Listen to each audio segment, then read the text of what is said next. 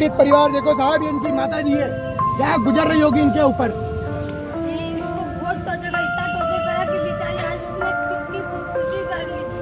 परंतु आज ऐसा निर्मम दृश्य खड़ा हुआ है कि एक बहन को अपनी आत्महत्या करना पड़ी, अपने जीवन को त्यागना पड़ा। नमस्कार दोस्तों, मैं हूं संजय वाजपेयी। गुरु गोविंद दो घड़े काके लागू पाए, बलिहारी गुरु आपकी जो गोविंद दियो बताए। इस परंपरा को भारत में माना जाता है। गुरु का ओहदा भगवान के समान है, भगवान से ज़्यादा माना जाता है। और इसी के चलते गुरु पूर्णिमा पर, शिक्षक दिवस पर यहाँ पर छात्र छात्राएँ अपने गुरु की, अपने शिक्षक की, शिक्षिकाओं के पैर धोकर उनकी पूजा करते हैं, उनको सम्मान करते हैं। लेकिन कुछ घटनाएं ऐसी होती हैं जो इस रिश्ते को कलंकित कर देती हैं। ऐसा ही एक मामला धार जिले के मानवड़ क्षेत्र में हुआ। यहाँ पर एक शासकीय स्कूल में पढ़ने वाली 12 वर्षीय छात्रा पार्वती वर्मा ने आत्महत्या कर ली और वह एक सुसाइड नोट छोड़ गई। इस सुसाइड नोट को पढ़ने के बाद सब स्तब्ध रह गए।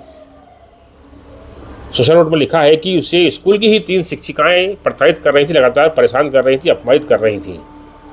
और इस बात को पुख्ता किया है इस बच्ची की मित्र एक छात्रा ने। उसने भी कहा कि 3 शिक्षिकाएं, जिनका नाम है आरती चौहान, सारिका ठाकुर, लक्ष्मी मंडलोई, ये तीनों ही शिक्षिकाएं इस बच्ची को लगातार प्रताड़ित करती थी, परेशान करती थी।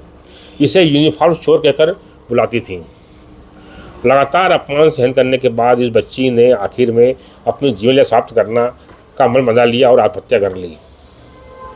आखिर इन शिक्षिकाओं ने गुरु शिष्य के इस रिश्ते को कलंकित क्यों किया? आखिर इन 3 शिक्षिकाओं को इस बच्ची से नफरत क्यों थी? वे इसे अपमानित क्यों करती थी? यह सब पुलिस जांच करेगी। पुलिस ने धारा 107 के तहत इन तीनों ही शिक्षिकाओं के खिलाफ प्रकरण दर्ज कर लिया है। इस धारा में बताया जाता है कि यदि दोषी पाया जाता है कोई व्यक्ति, तो उसको आजीवन कारावास तक की सज़ा दी जा सकती है। आखिर इन शिक्षिकाओं ने अपना जीवन भी दांव पर लगा दिया। इन शिक्षिकाओं ने इस पवित्र रिश्ते को कलंकित कर दिया। बच्चे माँ बाप का रो रो कर बुरा हाल है। इन शिक्षिकाओं का जो भी हाल हो, जो भी सजा हो, लेकिन इन माँ बाप की बच्ची इन्हें वापस नहीं मिल पाएगी और वे जीवन भर इस बात को लेकर रोते रहेंगे, अफसोस करते रहेंगे। यह बड़ा सोचनीय प्रश्न है कि आखिर इस प्रकार की घटनाएं क्यों हो रही हैं।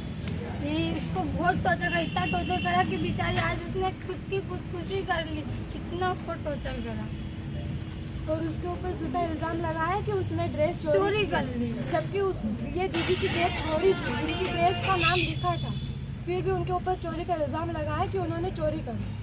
और ऐसा वो हर बार करते हैं। लड़की ने पूछ के मेरे को मैडम ने ऐसा क्या, उनकी नौकरी खत्म होना चाहिए, मेरी लड़की को न्याय मिलना चाहिए। परंतु आज ऐसा निर्मम दृश्य खड़ा हुआ है कि एक बहन को अपनी आत्महत्या करना पड़ी, अपने जीवन को त्यागना पड़ा। और मैंने को ऐसे मैंने सब खोल के नीचे फिर